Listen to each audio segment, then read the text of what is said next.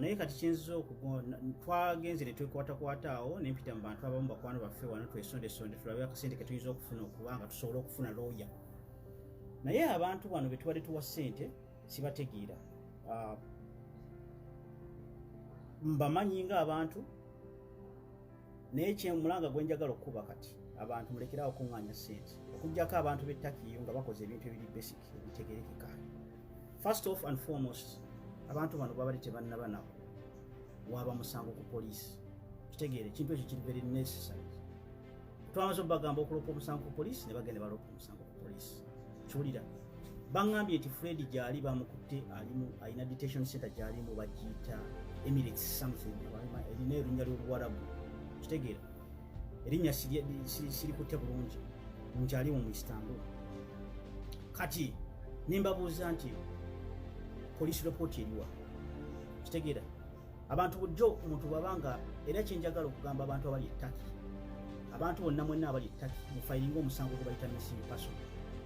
Omusango gwa missing person butujja tuyamba mu bintu bingi nnyo.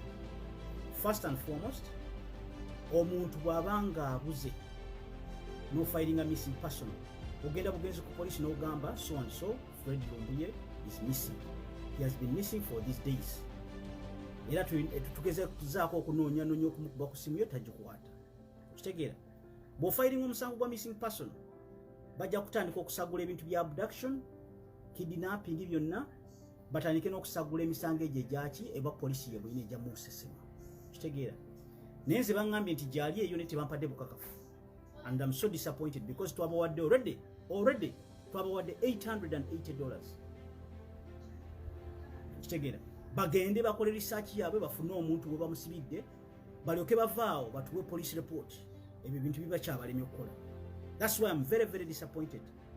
Era nsaba abantu bonna abali e Turkey nga ddala muli mu nkyukakyuka nga Fred bw'abadde agamba nga muntu alwanirira nkyukakyuka mugende ku police mufayiringa omusango gwe bayita missing person. You don't need to be smart, you don't need to be educated ogamba bugambi omuntu amisinga nti obukakafu buli watutandise okuba essimu ye tagikwata kitegeera. Abamu mumajjo wali mugende mubuuze ba neighbors oba temumanyi gyali nga badde ebifo ebintu byabikipinga secret mu reporting omusango kubanga n'abantu wano bulijjo bafiira mu mayumba gano kumulaba ng'akola yekka ng'asula yekka. It's normal in America here.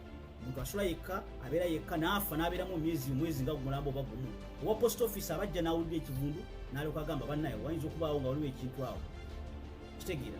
Ne bakebera mwonna ne basangamu omuntu bwe yagwadda yafa dda ali omwezi mulamba. Bantu bafungi bafudde nina bafaatha bemanyi ekikaga eyo baafa yagwa bamusanga nnaku wiiki ng'emu. Nina omusajja omukazi yali abeera eyo mukazi muzeeyi n'afa. Naye kati kyetuliko wano kyetugezaako okugamba abantu abali responsible mutuwe case number zituyinza okureferencinga nga tubuuzaaga abantu batubuuza nti omusango mwafayirinze case number. Wano mu America abantu abamatandisa otubuuza nti case number ziriwa ettaki temwareportinze musango nti omuntu yabuze nga tutunula mpwangali tubuuzabuuza muntu ne tutunaba kufayiringa tukola basic things. Abantu b'e Turkey twabawadde dollars already 880 ezavudde wano waffe wano for Seattle naye temwena kyemwatukoledde nekimu kujjako tugamba obugambi nti omuntu kyali.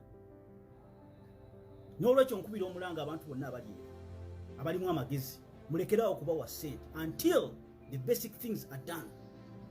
One, you have a police report to show that you filed a police report that somebody is really missing. Okitegeera nze already I've lost 2 days. Leero lwakusatu I've lost days ndi awo nsula ntunula ngamba kiki ekyapenize ku muntu ndi ku mulimu syetegeera nakwetegeera. I've lost focus. N'olwekyo tubasaba abantu abali mu Turkey bamagala kizanyiramu kino nga magala kulira mbuli ssente mulimu n'abantu abali wano mu America era batavaayo kulambula gundi ezo nyumba ze jabba displaying abantu mbawamba amanya gamwe ngawo abantu mwemanyi bulungi abatusabye ssente. Kyolira nze mwasanze wano wakane munkubye essimu muŋŋamba kitwagala ssente za kufuna lawyer. Show us those facts. Show us that information. Aliwa lawyer alwanirira omusajja aliwa ekiriwo ekifo egundi kifo gye bamusibidde mwaŋŋamba eyo gundi eyo nga tebunabikuba biteeka ku internet. make the life easier for people.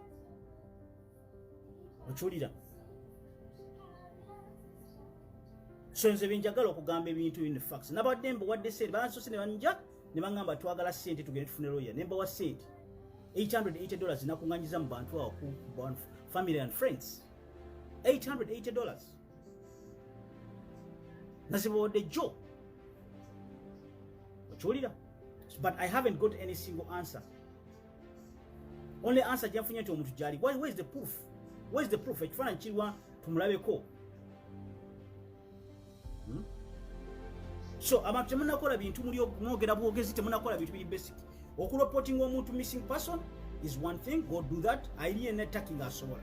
Kubanga kati abantu bano betubade twesiga bana nti balina amagizi gamani. They're not. Missing person, go file a case of missing person. We need these facts. Your missing person file number je tujja okuwa abantu bana bagalo tuyambeni. Nemuliye nakuzigenda mu meka mama de files omuntu gwa missing person. The lawyer said it's what is a lawyer aliwa. Come on guys, mulekera okuzanya emizanyo. Mwembe ebintu byembi bino temutandika kukolera mu sente, kunonyiza mu sente, tandika ku milking money. Era muntu yenna ali eyo nze nange I fail for this shit. Temugezo okuba wa certain age until they come up with basic reliable information. That doesn't even need money. You don't need to go get money ukeno fighting omusango wa police. You don't need money. You don't need money. Katuli wantuma lobatu maliro obudde bwaffe abandi badde bakola ebintu ebirala twabasabye basic information bagitwina. Bale abatuzanyisa buzanyisa bwe bati. Batutosinga around.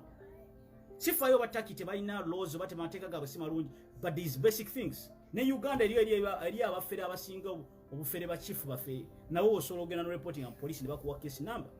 Eri mba chief bafere Uganda twalaba kyagulanyi wano ya reporting emisango wano nga tumanyi the outcome. But he still went to court and reported these basic things.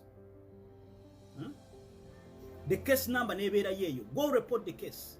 You don't need money. Nebo wakabeera onnaku lumu attacking wakava Uganda. You can go file a case of a missing person. No gamba Lumbuye abadde mukwano gwange abadde teacher abadde muwuliriza nesi kyamuwulira kati twakubise myetaliiko. Tusaba kutuwa ku reporting musango guno. Muteke musango wa missing person okumala okutekayo. You can get a lawyer ne tutandika okutandikirawo. Abatubye we shall push that and they go to moving forward.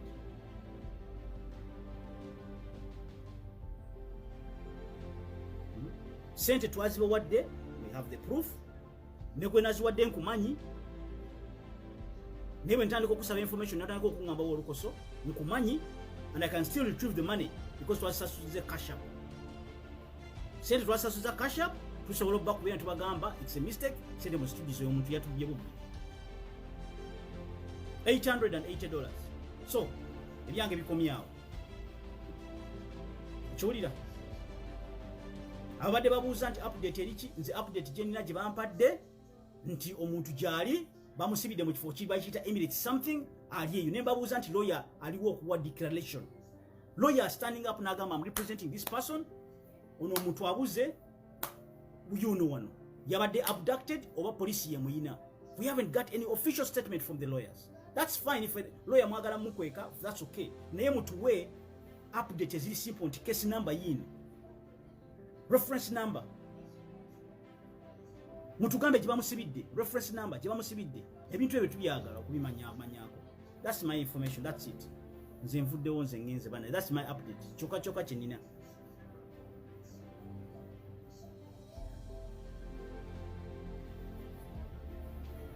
Yeah, abagala okulifandinga sente zaabwe nze bano ngenda baba obubiri ngezeeko zibajjako ndabe obasobola. $880. We contributed that money yesterday.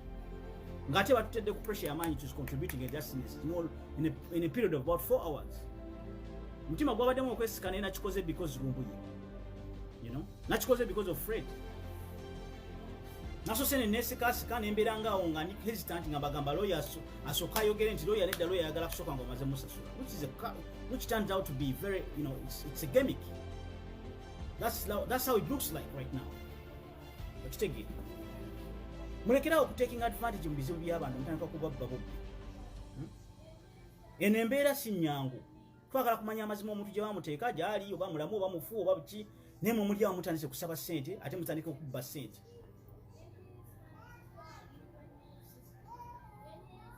So what right now is a change agala. Omuntu yenna ali mu Turkey abasobola okugenda kufiling emisango gya missing person. Let's follow the systematic order. It's very simple, basic. You don't even need rocket science. It's just simple stuff.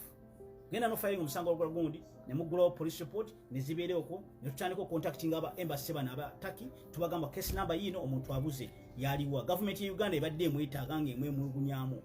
Kitegeera. So there's leads. Faces aba abasajja abamu abaapiaringa kweziri wali. You know, one will lead to another. One thing will lead to another. It's just a process, a simple process. Let's follow the process, and the process is very simple. Faces abantu abamukwata we bali. So what's so hard with this? Abantu abali Turkey muri kuki? Fetuli eno tetuyinza kujja Turkey. Okujjako when the worst comes to the worst. Neze kyembadde mbuuza. Where is the basic information? Where is the basic information? Umuntu so far it's now 2 days. Lero lwakusatu. You know? Ndiwa no mukasana kanji. Okitegeera. Nze na collectinze sente $880 kupaku speed yao. Ngamba why? Kamba we sente ndabe dala musajja tumutaase. Bange bine ebintu bimanya. I've seen cases of people deported really quickly. Bamu deporting the war. Bamuteka kunyonyeddako. Baku signing safe for a popular kuchifuba.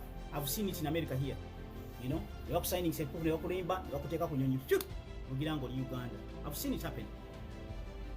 No lecho I was naina fear. So, kyensaba wano era kyengamba wano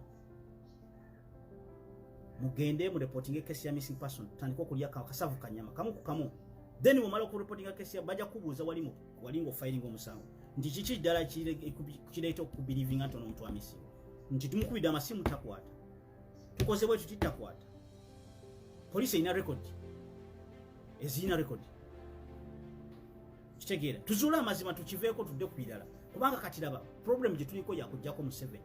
That's the biggest act gun. Naye kati tulimu omuntu abadde atuyamba okufuna information abuze. Kati tuli awo tulinganga abavudde ku track. They call that, you know, derailing train bwe ku track negwe eri mabbali evudde ku track ebadde edduka speed eri kumpi kutuuka ku destination, it is derailed. Kati tuli eyo tusambagala. We have to be brought back on track. The biggest goal is keep our eyes on the prize is omusajja ono. Obani amujjako right now mujjako. But kati tuvuddeko. Kati tuli mu babbi bana batubba abagala okutufera office. Kitegeera. So, most importantly, mwegendereze abantu temuddayo bawa ssente okujjako nga mmaze okubasaba information entuufu. Kitegeera. Jako omuntu nga amaze okugamba information entuufu n'olabira ddala nti case number yino Lumbuye ebifaananyi tubirabyeko $1 life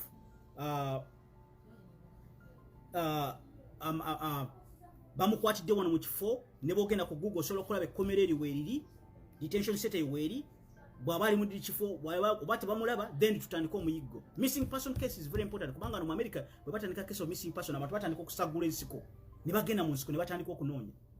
Okitegeera ne batandika okutema emiti ne batandika okutema ebiki ne batandika okunoonya ebifo byonna banoonya omuntu oba bamutire oba bamukola ki naye kati temufayilinganga musango mulyawo mwena mulyawo mwebuzaabuza tubawadde ssente temutuwa answers. What the hell is going on, man?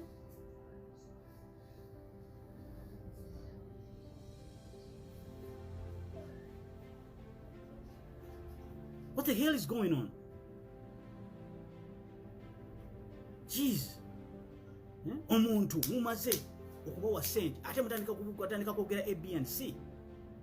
Well, Zimbamanyi bena wadde sente. I know you.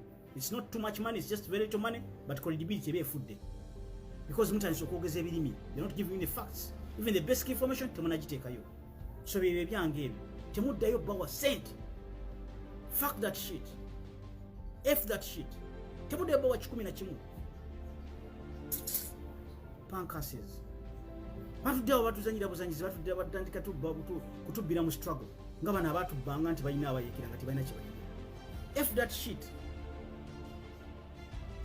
Kati kinjagala okubagamba bannaaye kyekyo kyempisi zaawo.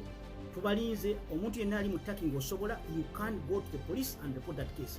Once you file that police case, make it public to the people that I have filed this case missing person muvutane ko missing person tujitambuze tujiwa abantu this guy is missing abadde muntu waffe akola bwati abasagula batandika okusagula ebyalo to find and identify the person and look for the person.